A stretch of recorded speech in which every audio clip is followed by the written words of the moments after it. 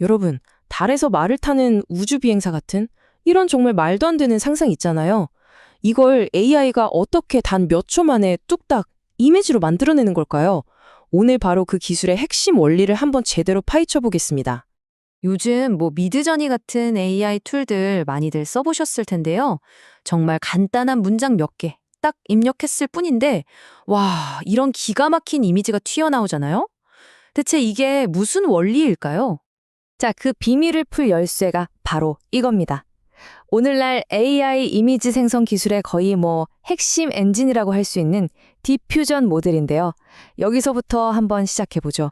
이게 뭐냐면요. 비유하자면 조각가가 아무 형태도 없는 커다란 대리석 덩어리에서 시작하는 거랑 똑같아요.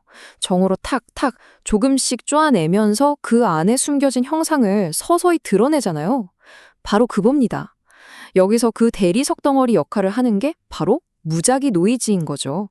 자, 과정을 한번 보세요. 진짜 아무것도 없는 그냥 지지직거리는 낡은 TV 화면 같은 완전한 노이즈에서 시작해요.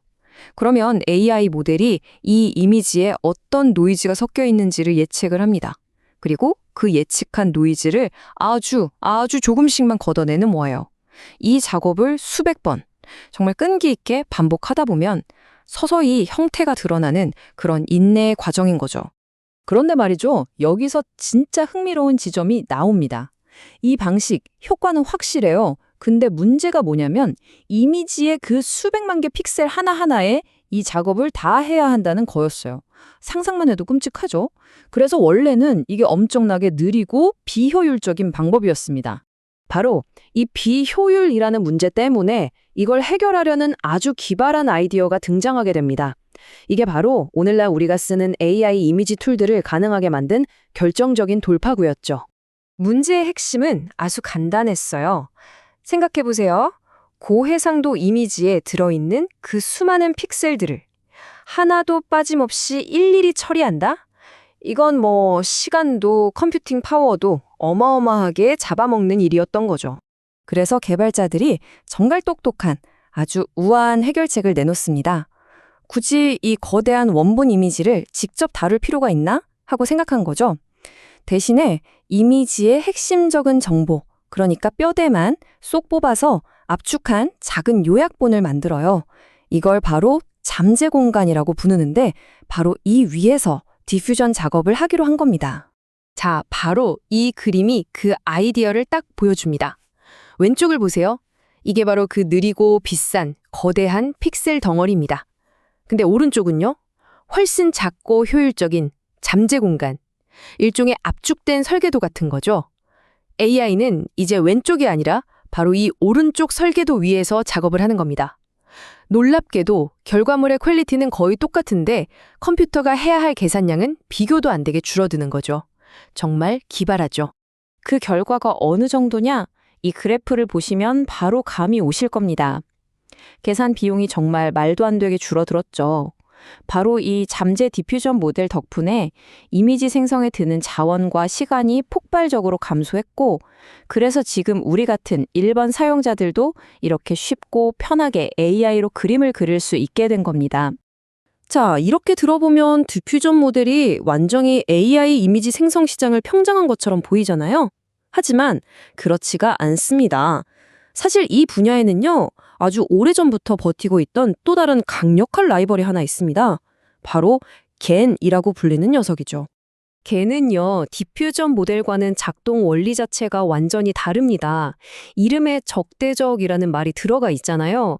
말 그대로 두 개의 인공지능 신경망이 서로를 이기려고 경쟁하고 싸우면서 그림 실력을 키워나가는 방식이에요. 이게 정말 재미있는 비유가 있는데요. 한쪽에는 천재, 위조범이 있고 다른 한쪽에는 눈썰미가 기가 막힌 미술 비평가가 있다고 상상해 보세요. 위조범, 즉 생성자는 계속해서 가짜 그림을 만들어서 비평가를 속이려고 애를 씁니다. 그럼 비평가, 즉 판별자는 진짜 그림과 가짜 그림을 보면서 이게 진짜인지 가짜인지 기가 막히게 알아맞히려고 하죠. 이 둘이 서로를 이기려고 경쟁을 하다 보면 어떻게 될까요? 그렇죠. 위조범의 그림 실력도 비평가의 안목도 같이 엄청나게 성장하는 겁니다. 자, 이제 두 가지 강력한 기술을 모두 알게겠습니다. 하나는 차근차근 노이즈를 깎아내는 디퓨전, 다른 하나는 서로 싸우면서 발전하는 겐. 그럼 이 둘이 딱 붙으면 누가 이길까요? 각각 어떤 장단점이 있는지 한번 비교해 보겠습니다. 이 표가 두 기술의 장단점을 아주 깔끔하게 정리해 주는데요. 딱 보시면 핵심은 이겁니다. 겐은 속도가 미친 듯이 빠르고 디퓨전 모델은 다양성과 안정성이 뛰어나다는 거예요. 자, 그럼 하나씩 좀 더 자세히 뜯어볼까요?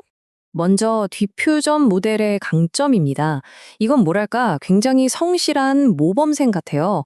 어떤 걸 그려달라고 해도 결과물이 꽤 안정적으로 잘 나오고요. 또 매번 조금씩 다른 아주 다채로운 스타일의 결과물을 뽑아준다는 게 가장 큰 장점이죠. 모두 분배라고 해서 비슷한 것만 계속 그리는 현상이 거의 없어요. 물론 단점도 있습니다. 이렇게 꼼꼼하게 작업하다 보니까 당연히 속도가 느릴 수밖에 없겠죠? 이미지를 하나 만들어내는데 시간이 좀 더 걸린다는 거, 이게 디퓨전 모델의 어쩔 수 없는 약점입니다. 자, 그럼 겐은 어떨까요? 겐의 최대 무기는 뭐니 해도 속도입니다. 정말 압도적이에요. 일단 훈련만 제대로 끝나면 거의 실시간으로 즉각적으로 이미지를 빵빵 찍어낼 수 있습니다. 그래서 뭐 실시간 영상 필터라던가 이런 데 아주 유용하게 쓰이죠. 하지만 이 친구 좀 까다로운 천재 같아요. 그 빠른 속도를 얻는 대신에 훈련 과정이 지독하게 불안정하고 어렵습니다. 그리고 자칫 잘못하면 모두 붕괴라는 함정에 빠져서 맨날 똑같은 스타일의 그림만 주구장창 그려내기도 하고요. 결론적으로 보면 속도의 겐과 품질의 디퓨전, 이 두 거인이 서로 막 경쟁하고 또 서로의 장점을 훔쳐보면서 AI 예술 기술 전체를 엄청나게 발전시키고 있는 겁니다. 기술 덕분에 이제 누구나 예술가가 될 수 있는 시대가 열리고 있잖아요. 그럼 정말 중요한 질문이 남습니다.